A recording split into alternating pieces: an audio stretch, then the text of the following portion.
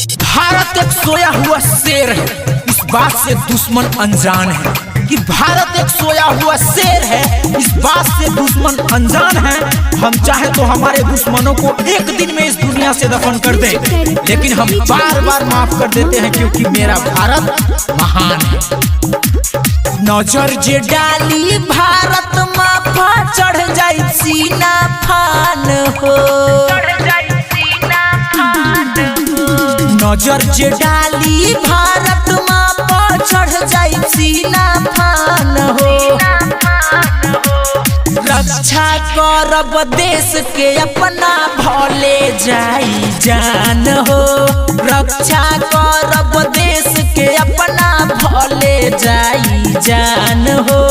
खून के तिलक लगाई वो कर जे करी अपमान हो, रक्षा करब देश के अपना भले जाई जान हो, रक्षा करब देश के अपना भले जाई जान हो। आजादी की कभी शाम नहीं होने देंगे, शहीदों की कुर्बानी कभी बदनाम नहीं होने देंगे, कि आजादी की कभी शाम नहीं होने देंगे, शहीदों की कुर्बानी कभी बदनाम नहीं होने देंगे। बजेगी जब तक सांस एक एक कतरा जिस्म में, तब तक भारत माता का आंचल नीलाम नहीं होने देंगे, नीलाम नहीं होने। चंद्रशेखर जी देले कुर्बानी नू हो,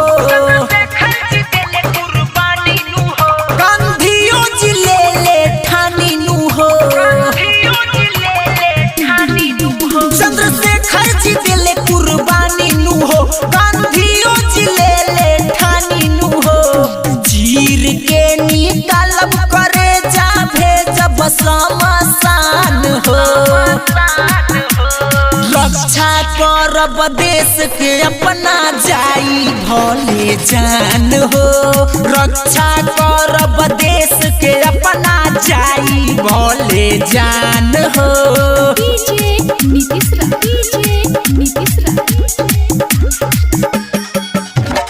रक्षा करब देश के अपना जाई भले जान हो। अब देश के अपमान नहीं सहे, सुना दुश्मन लोग ज्यादा कुछ ना कहे, अब देश के अपमान नहीं सहे, सुना दुश्मन लोग ज्यादा कुछ ना कहे।